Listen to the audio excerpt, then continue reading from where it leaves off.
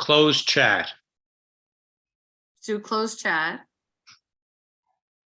Okay. Recording And is then- starting. It's leaving meeting. I have to get out of the. Okay, it's okay. We'll let everyone in and then we'll start again. It's okay.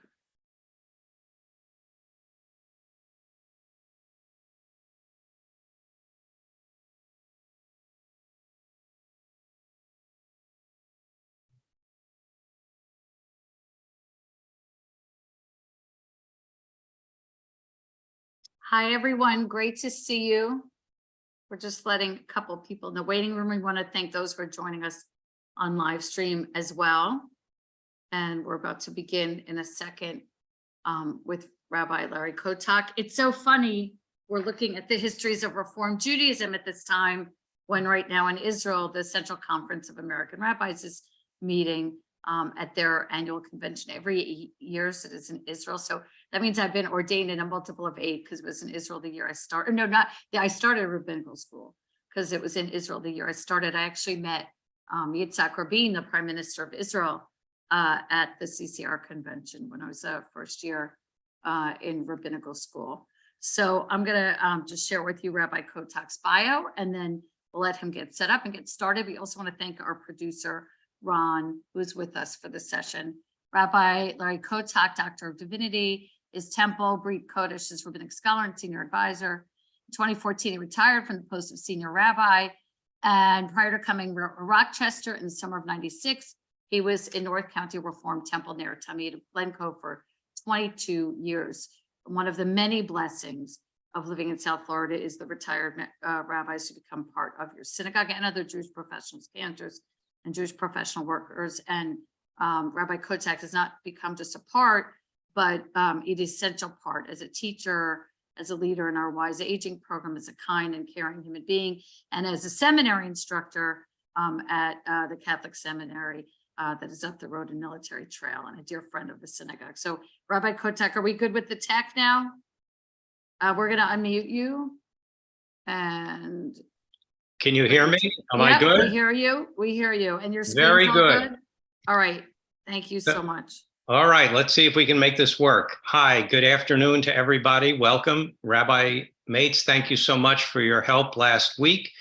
And I want you to just, before we start off, consider the journey that we have been through over the past couple of weeks, from 1885 to 1937. And now we're going to move on in the process. And one of the things that we've been attempting to do is to put into some historical perspective the way these decisions were made and the culture and the times that generated them. When you looked at the Columbus platform last week, you saw that 1937 was a rather challenging year in the world as the Nazis gained control of not only Germany, but theologically and impressively, how they were launched to take over all of Europe. And in that environment, our movement rethought some of its basic positions, especially about the role and the potential of Zionism and the concept of the potential state of Israel.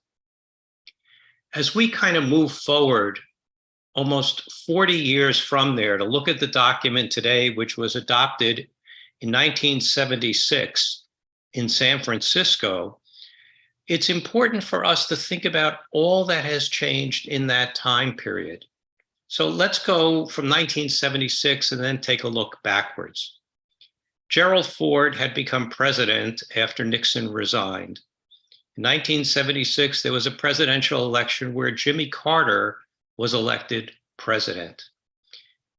In that same time period, there was a decent economy until the second half of 1976, when the US economy became somewhat sluggish. It was also a time of great innovation. It was the year that Steve Jobs created Apple. Think about that. But what else happened was Operation Entebbe took place on July 4th, 1976. It's remarkable to put into perspective just those events of that time frame, but come back a bit. And that is from the Columbus platform in 1937 till this point, World War II had totally transformed the world and the role of the United States. 1948, the State of Israel was recreated and was embraced, certainly by the Jewish community, but almost also out of guilt by the rest of the world. It's incredible to think about what also transpired for some of you who lived during these decades, how the role of being Jewish transformed itself, not just within the Reform community, but almost universally. It's hard to find people who are still active and able to be spoken to who remember the world prior to the State of Israel and how different their lives became after the creation of the State of Israel. The State of Israel empowered Jews around the world to have a sense of belonging, pride, and continuity. It was and continues to be somewhat remarkable. In 1976, Israel had already become a dominant power in the Middle East. The Six-Day War was 8 years before. The challenging war of 1973, the Yom Kippur War, had certainly shattered Israel's sense of dominance. They had been taken off guard, even though they survived. But it was a time of actual, fairly calm times. What we should also remember is that our own movement had gone from being an alternative to growing enormously in the 60s and the 70s. And for some of you who are active in Reform congregations in the 70s, I would venture to say that a lot of the ethos of the Reform movement at that time had to do with social justice and social action. It was very much in the core of what was happening there. So now let's take a look at the information, if I can find it. Oh, I know where to find it. Okay. Here we go. I need to, I don't know how this thing got in the way of everything. Can you guys see this? No, Yes? no. You can't see it because I have a screen in front of me that is now, I can't get out of. That was the, damn. Do you see it now? Yes, no? You have to share No. screen. I You thought you might wiggle your cursor around. it's not. Oh my gosh. Here, you know what? Send me the PowerPoint. Do you have? Wait, here's the share screen. I got it. Okay. I think I found it. Yep, That's- you're good. You're good. Okay. Well, here we go. We have to go backwards. So take a look at the first opening conversation of the centenary perspective. The other interesting thing is for you to think about whether you ever saw this in your own engagement of the congregation and whether, in fact, any of this came to be part of the way in which you perceived your own identity. So let's look at what this preamble of this document is. The Holocaust shattered our easy humanity and its inevitable progress. There's no doubt of the impact of the Holocaust, even today, with those who actually think about it. Look at the next in the bold. The State of Israel, its many accomplishments, raised our sense of the Jews and the new heights of aspiration and devotion.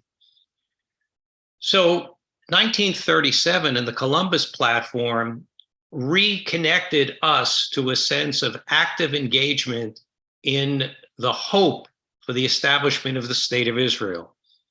By 1976, we were touting our relationship and engagement. We have learned that the survival of the Jewish people is the highest priority, and that in carrying our Jewish responsibilities, we move forward humanity towards its messianic fulfillment. Now, what you notice in that last sentence is that we are now talking about Jewish peoplehood. And I'd like you to keep in your own minds, when was the last time you heard in a modern setting the concern for Jewish peoplehood? Because as we progress in our conversation, I believe there has been a zenith of engagement of the state of Israel and the concept of Jewish peoplehood, and we are declining from that in the modern liberal Jewish world for a host of reasons that I think we'll look at next week. Diversity within unity. Okay, you've heard about that. It's something we talk about today. The idea that reform is engaging of all kinds of diversity. And look at the last line. Yet in all our diversity, we perceive a certitude that shall not allow our differences in some particulars to obscure what binds us together. It's a lovely statement. You know that in the current environment, there are rabbis who have been dismissed from their positions because they have held views that are not the same as some of the congregants who may either be on the more liberal or the more conservative side. So this idea that we are accepting of diversity and dialogue is really reflective of what's happening in our general culture, that a lot of that has been lost. We live in our own bubbles that are reinforcing of our own thoughts and ideologies. So here we go into the particulars. The concept of God. Take a look at this and read it through.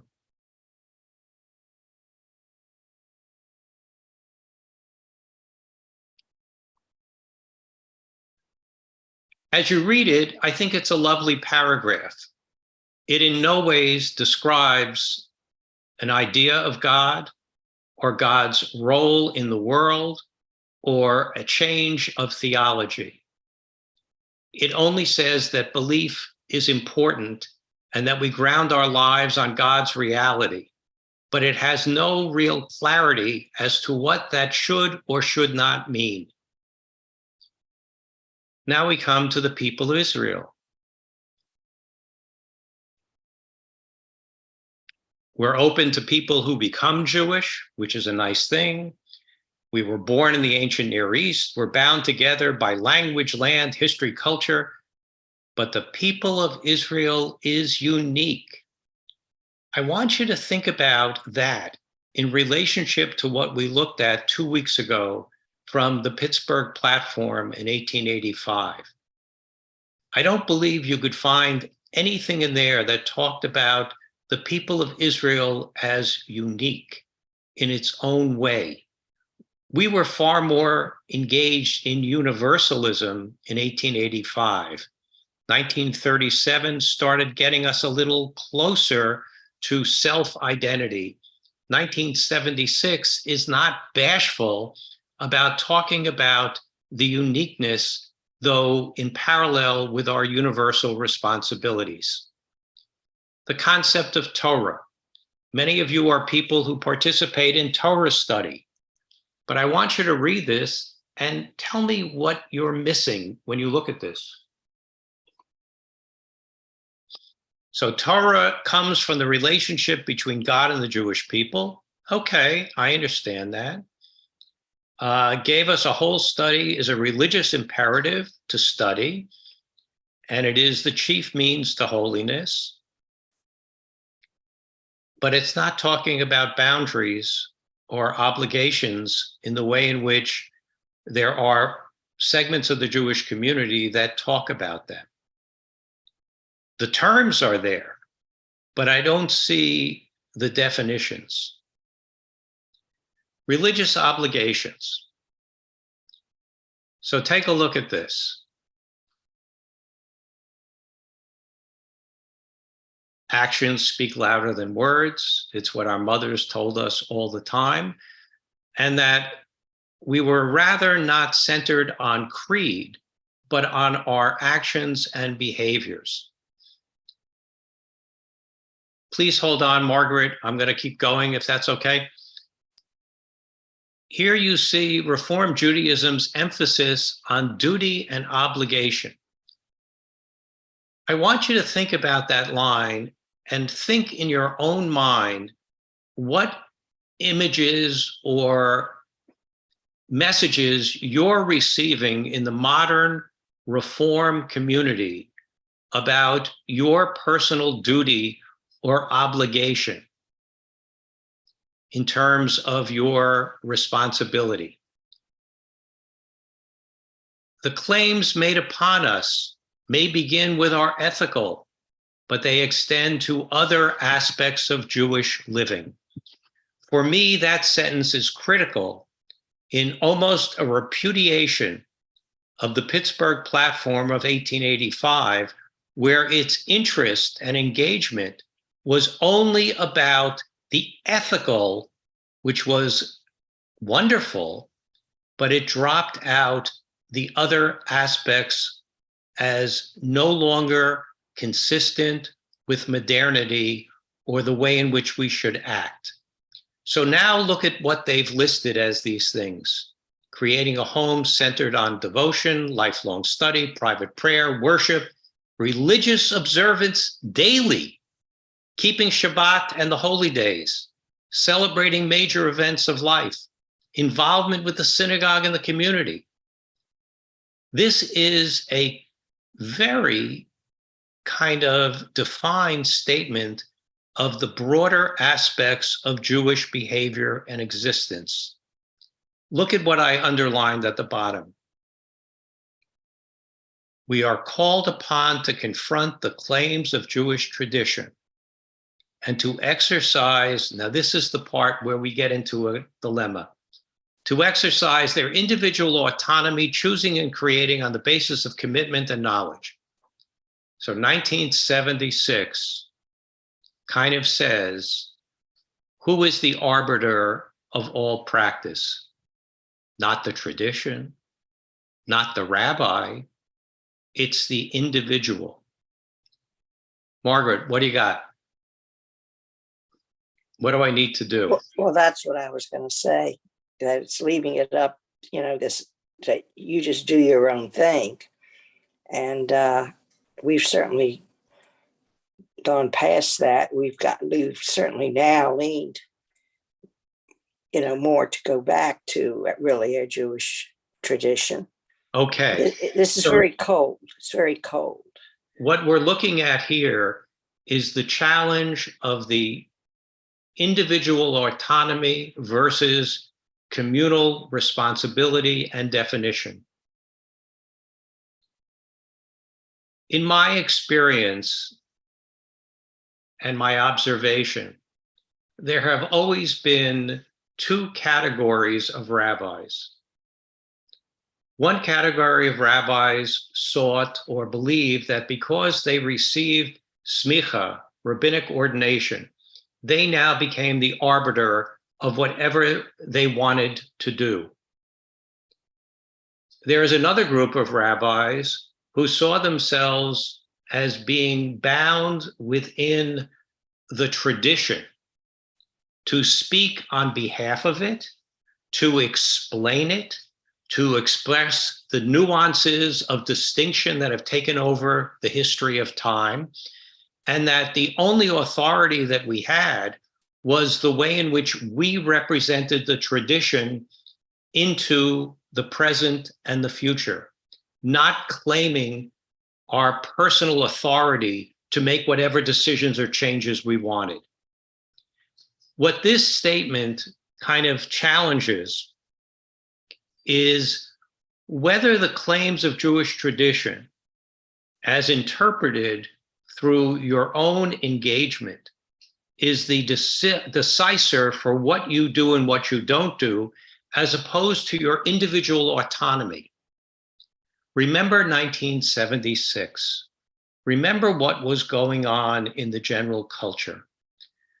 Do you remember there was a guy named Pearls who had this, people walked around with these little business cards that said, I'm not in this world to please you. I'm here to do what I choose to do. And one of the things that evolved in the 1980s, remember when they used to talk about the me generation? The idea of the over-empowerment of the individual to be in control of everything, that you had no responsibility to anyone except yourself. I think we're seeing a little bit of this here, even though the language of the 1976 document has a stronger kind of framework within it, but it isn't necessarily complete. Let's go on.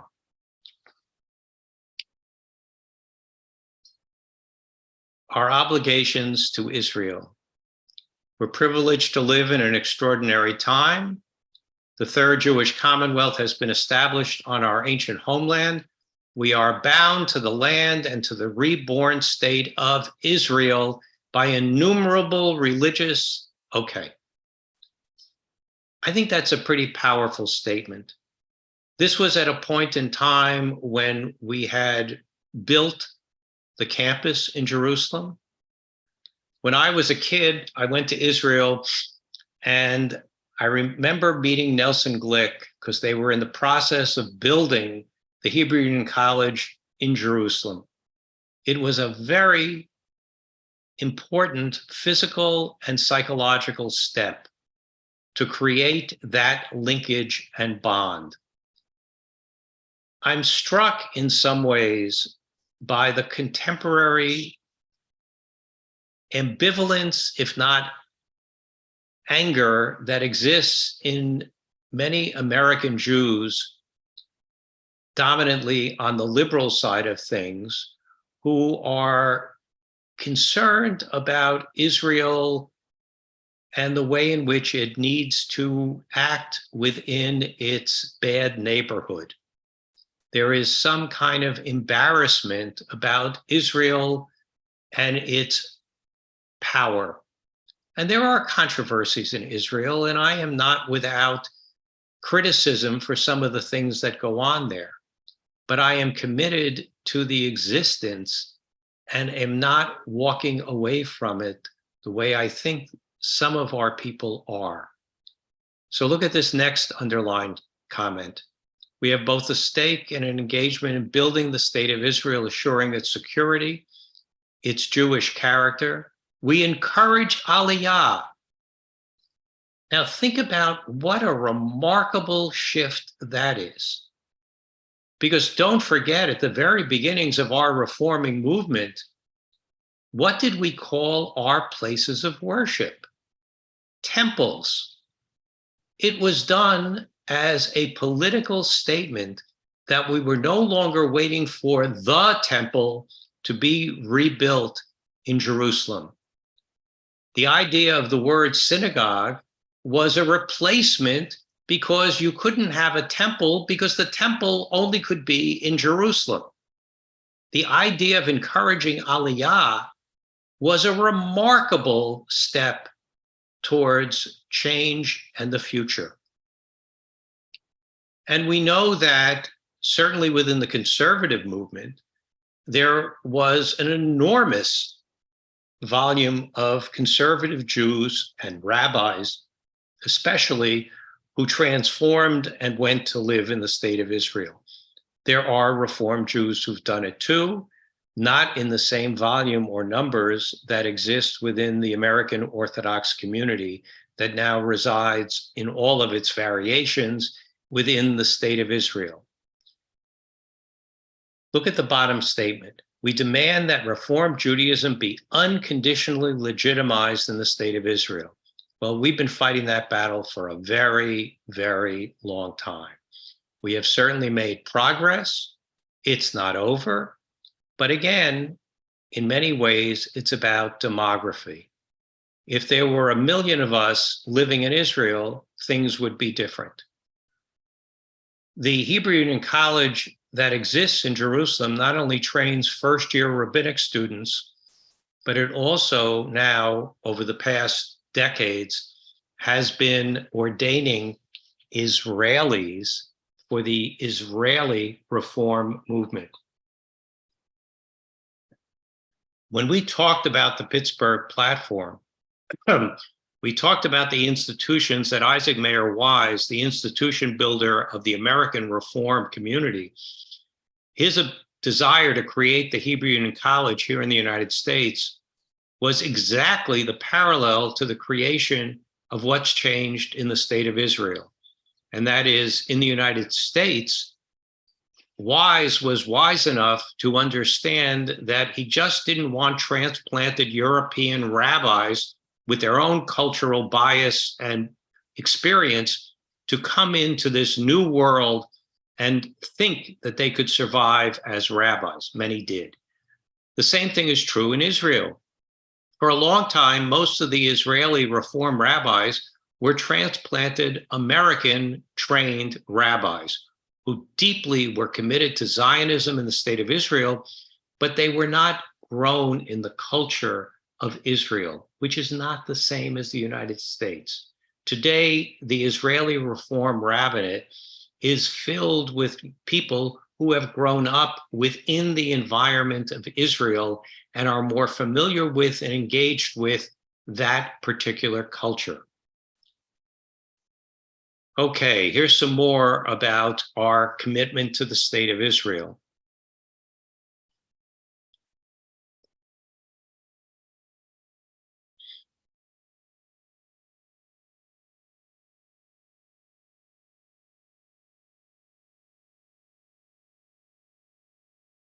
It's a nice statement. It really is, that we want strong Jewish communities everywhere, but we also want full and complete Jewish life in the state of Israel, but also wherever we may live. The state of Israel and diaspora and fruitful dialogue transcend nationalism even as it infirms it. We wish we had that level of dialogue between the state of Israel and the diaspora. Dominantly, that dialogue has been with the Orthodox community of the United States. In many ways, our movement, for whatever the reason, over-identified with the Labor Party and were therefore dismissed as being too to the left. Think about what happened in the last Israeli election. The Labor Party, which had been the dominant framing political entity of the state of Israel from 1948, in the last election only got 4 seats in the Knesset out of 120. It's gone. Totally different environment, different political perspective, center-right, if not right, in terms of Israeli population's perspectives in the way in which they vote and think. And that is very much different than the way in which it was historically.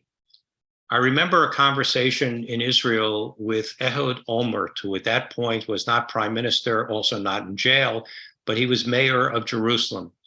And I was there on behalf of our community trying to lobby regarding the religious councils that were extremely intolerant of Reform congregations and Reform behaviors.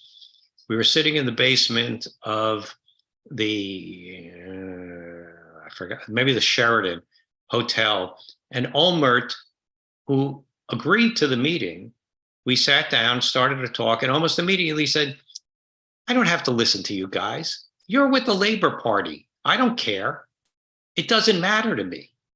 We had lost our ability to bring our own concepts to bear because we were over-identified only with the left, as opposed to being free agents in terms of our own issues. It's not dissimilar from Zev Chaffetz when he thought about his Aliyah to Israel after 50 years. He wrote a really incredible statement. He said he grew up, it was either Flint or Pontiac, Michigan, I'm not sure which, and he belonged to a Reform congregation. And then he said, it was the Democratic Party with holy days. And I want you to think about, in some ways, how we have identified our own religious tradition in a political sense. Now, some of that has changed, certainly, in the modern world, but it's about lessons that we should learn about how we find ourselves in terms of our own value systems. So our obligations. Take a look at this.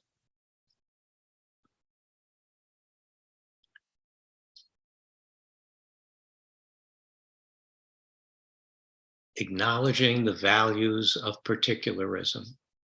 Wow. That is night and day polarity from the Pittsburgh platform, where it saw the future of Jewish life and existence in almost sanding off all of the edges that made us look different, act different, live different. We don't care about kashrut anymore. We can eat anything we want. We don't have to wear separate garb because that makes us look strange and different.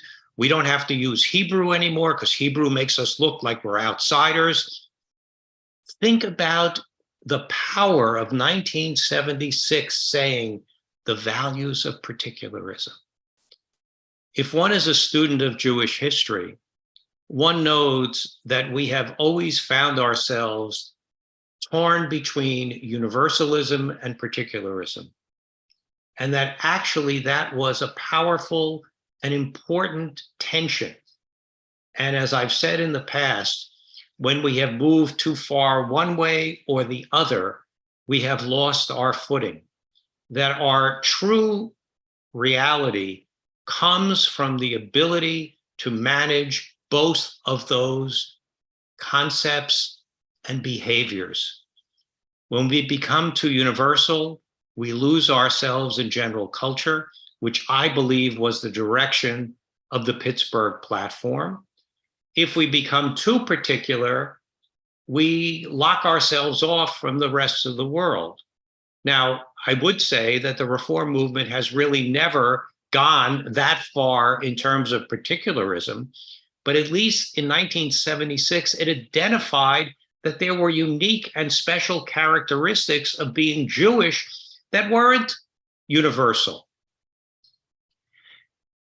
Think about that in your mind in terms of where you are seeing the trends in the modern Jewish community.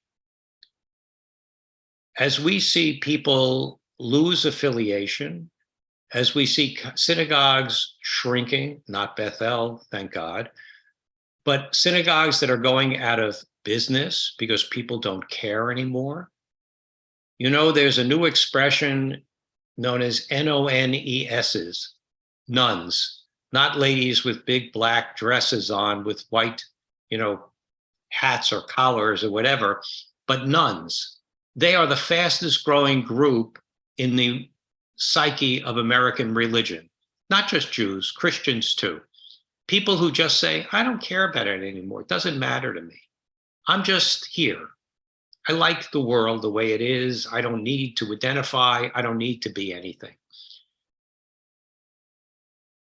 I wonder in your own minds, as you are seeing this move forward, where is the outcome in 2023 of Jewish identity? Where are the sources of identity coming from? Who is setting the norms? Who is establishing the patterns? And part of our engagement of these various platforms is to try and get a sense of how at least the thinkers in our movement try to see the role of our particular perspective of Judaism was going to be within the framework and time that it evolved.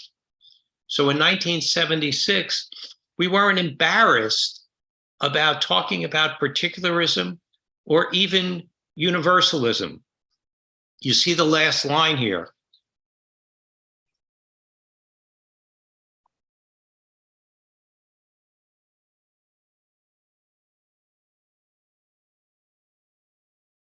let's go on.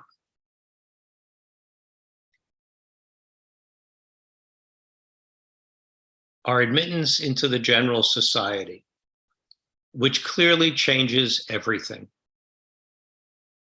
That is the origin of modern Judaism, trying to find a way to maintain Jewish thinking, behaviors, and identity in a world where you can move into the greater culture and society. That's been with us since emancipation, and certainly is the dilemma that exists in our modern lives. You know, there was a point in time when Jews lived in certain environments, whether they were forced or chosen or restricted, where there was a certain kind of sociological control over what and how we acted. You didn't take your garbage out on Shabbat because people would talk about it. Well, today, we have the great benefit, we can live for the most part wherever we want. What's ironic is Boca Raton used to be restricted decades and decades ago. The idea that we are the dominant population is kind of incredible when you think about it.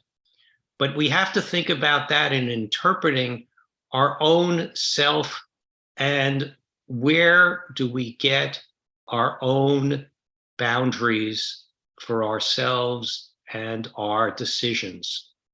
So this is the challenge of modern Jewish life, as it's been the challenge of Jewish life, I think, from the very beginning. Some of you remember the book by Milton Steinberg, As a Driven Leaf. It's a brilliant book. It tried to reflect and tell the story of a time period in Jewish life, not that dissimilar from this time, when people could basically find their way into different cultural environments and take on those personas. It's not uncommon today. People did that in the United States by changing their names, by getting nose jobs, by all types of things. I remember once I went with a friend of mine, a rabbi, to visit his relatives in New York City, and he told me that their name was Kates. Okay, we get to the apartment, and I look on the name tag, it's K-A-T-Z. Kates? Are you kidding? It's Katz. Or how about, it's not Levine, it's Levine. What does that mean? Okay, why did we do that? Why was there such a desire to not appear to be what ultimately we really were? Okay, so my friend, whose grandparents' name was Shapiro, ended up becoming a shepherd. Okay, and that was not an uncommon thing. You know, the joke in Israel was when the Russians came, Boris named his kid Baruch, as opposed to, you know, they wanted to gain identity in Israel. But in the United States, look at the names of some of the kids that we find. We even find kids whose names are Tony, okay?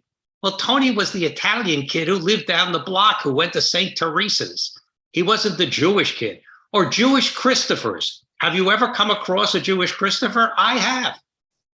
Not a kid who chose to be Jewish, but a kid who was born Jewish, who was named Christopher.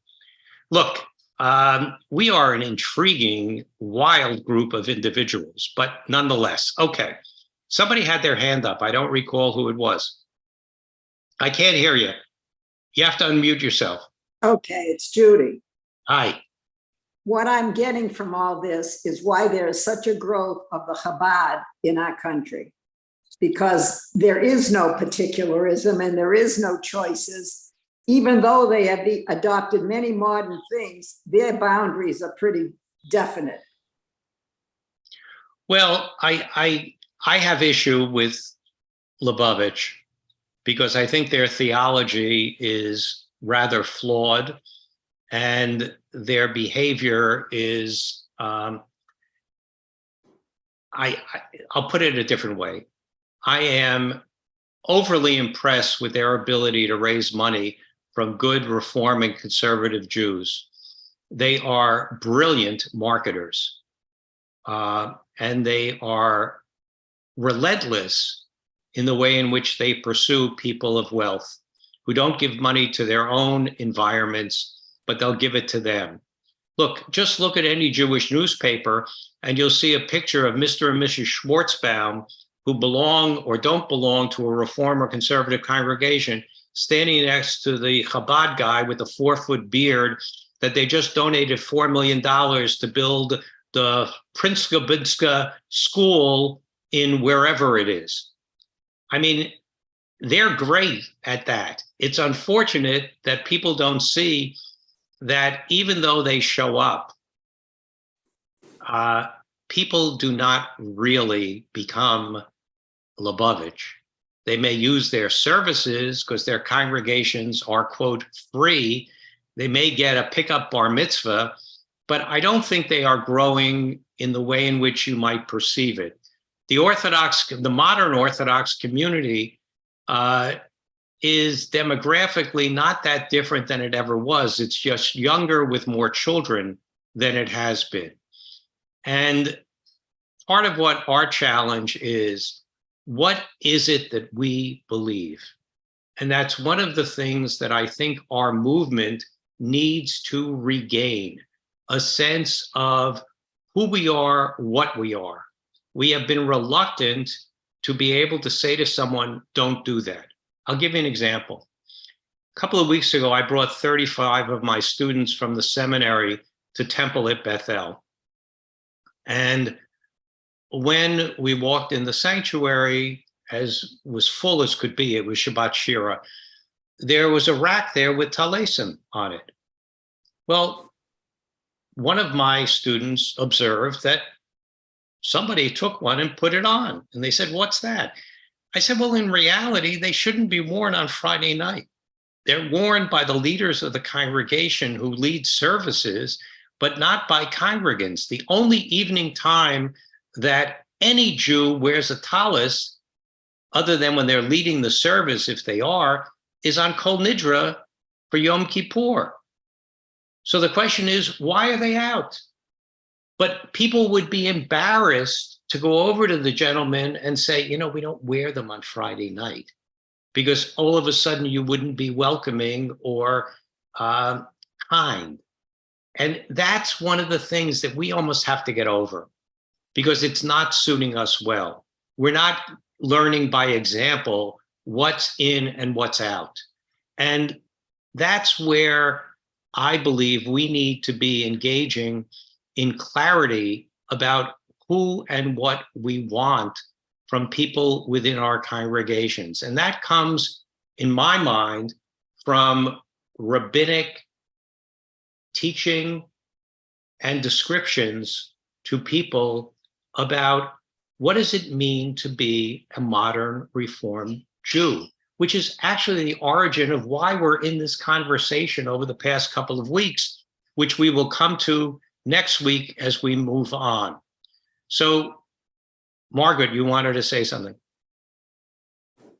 I was getting ready to lower my hand. Okay. Well, a lot of the things that you say do have hit home. Okay.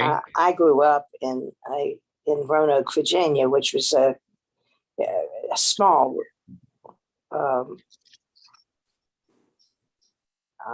really classical Reform temple.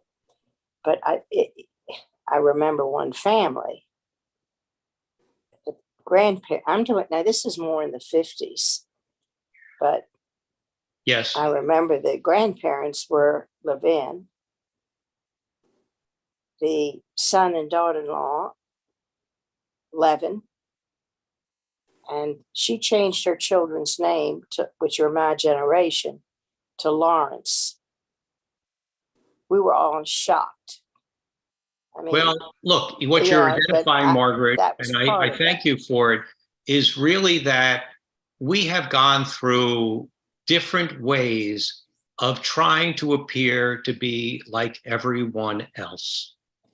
And part of what I'm interested in our engagement is how do we not just set ourselves up to look like everyone else, but how are we supposed to act? That's, again, the tension of universalism and particularism. Because in our conversations that we've had so far, we are watching the evolution of these ideas impact Jewish practice and behavior. One of the things that you raise is a term that I need to define for everyone, and that is this concept of classical Reform Judaism. That was reflective of the Pittsburgh Platform's way of interpreting Jewish practice. It was the old Union prayer book, which was in some ways beautiful prose, but if you remember the little book, Hebrew on one side, English on the other, never the twain shall meet. And in its original formulation, when it was printed in 1895, it said minister in it. Yes. What better way to describe how we were just like every other kind of Protestant community, except we were the Jewish Protestants. And classical concepts start to erode with the Cleveland platform, the Columbus platform of 1937, by the reintroduction of the state of Israel. Now, many people in the Reform community who have lived through the past 40 years are responding to what they think, and I think it's not accurate, the orthodox nature of Reform today. Kids, we're not Orthodox. We can't be Orthodox. We don't really know or act like we're Orthodox, especially if we have individual autonomy to make decisions. What we have done, in my perspective, but needs to be more clarified to our people in the pew, is we've gotten over this adolescent rebellion against activities and behaviors that we branded as Orthodox and therefore were treif. Well, we can't use those terms because classical Jews didn't know what that meant. As not acceptable because they somehow distinguished us in a way that we wouldn't want to be distinguished. So we were very proper. Remember the synagogues that the Bema people wore tails and top hats? In England. Okay. Oh, no. You know, it was not unusual. But classical Reform, for some people, is lovely as a memory. One year at Brit Kodesh, we actually did a Friday evening service using the old Union prayer book. And one of my really wonderful congregants was a woman named Elizabeth Schwartz, who was in her 90s, but remarkable. And as we had a conversation after the service, her line, which I've never forgotten, was, you know, it's not as good as I remember. And what does that really mean? A lot of people are bound by their kind of religious Jewish formational models that they still struggle with when they start to see change. There's no doubt that in a visual, our movement has changed. There are far more kippot on men or women. There are far more talesim that you see in the synagogue. There clearly is more Hebrew. There's a lot more bowing than we ever saw before. But what I believe needs to be defined is why and how we are doing these things, as opposed to them just being kind of pick-up behaviors that don't necessarily land internal to our own understanding of why we're even doing this stuff. One of the things that troubles me is that there's a kind of silent assent between the bima and the congregation, that we all are in agreement about what we're doing and we all understand it. We need to define it. We need to tell and learn together. The greatest one, of course, is when we use the word God in services. Well, if there are 200 people in the room, I would venture to say there are 200 different definitions of what that means. And one of the good things about Judaism is that we don't have a strict definition that you must adhere to, the way it is that people within the Christian world have a clear and defined understanding of what God is and isn't. Whether you accept the Jesus thing or whatever, it's pretty much black and white for you. In our world, we're still operating with a fairly biblical perception of God that may or may not actually function in the modern world, but we're not having the conversation about it in the way in which I believe we should be. Okay. Look at this line underlined in the second paragraph. A universal perspective of humanity unaccompanied by a devotion to our particular peoplehood is destructive. Amen. I wish we'd say it in 2023. We need that balance between those two concepts in order to find our true identity and behavior. And there's the last line. Judaism calls us simultaneous to universal and particular obligations.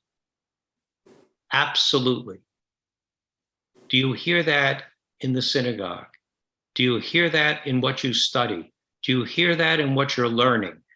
I want you to carry that tension with you every single day, because that's the way that we create and define and sustain our identities.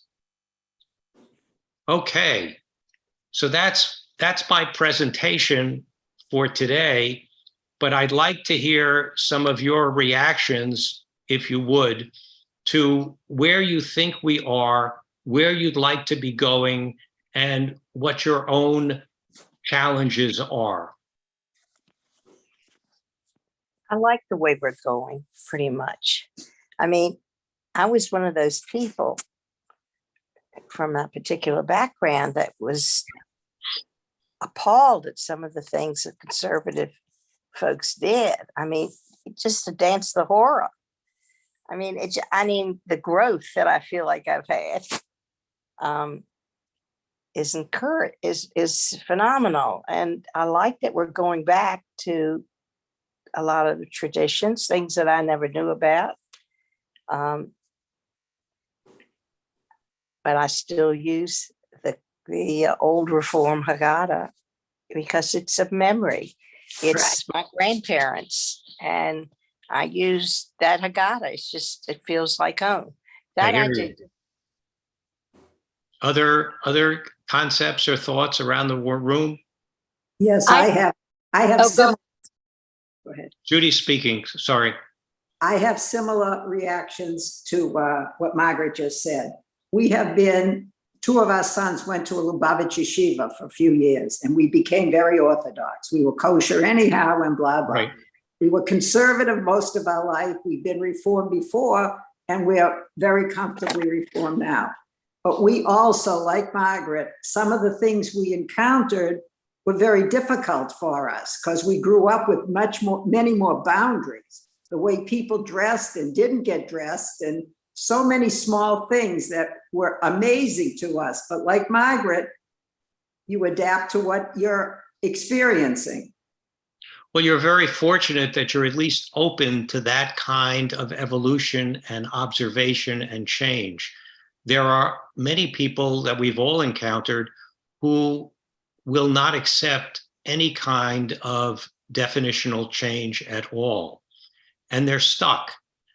One of the things that I would like you to at least bring into your own thinking at this point is not that reform, but let me say all Judaisms from the very beginning have experienced change and transition. We're not sacrificing animals anymore, okay? We don't have a central sanctuary. We don't have a Kohen Gadol, who goes into the Holy of Holies and mixes incense. In the same way, one of the things that's transpired negatively has to do with the whole concept of whose word do you accept? We are living in a point in time when not only rabbis are being diminished in terms of their decisions, but think about physicians. I once did a grand rounds in Rochester on the role of the internet and physician behavior, because it's not uncommon, and it's a parallel circumstance where people would come to their doctor who they came to for advice about their medical condition and say, but no, I found something on the internet. It says blah, blah, blah, blah, blah. And the purpose of the grand rounds was to say, how often has this happened to you? How have you responded? How will you respond to it in the future? Because what it really does is diminishes the training and expertise of that physician into just being another voice in the world. Rabbis have also been put into that role where people say, well, that's your opinion. Well, you know what? It really isn't my opinion. I spent all of these years of training and learning to be able to hopefully responsibly give to you what the tradition historically has said and where the changes and concepts have been.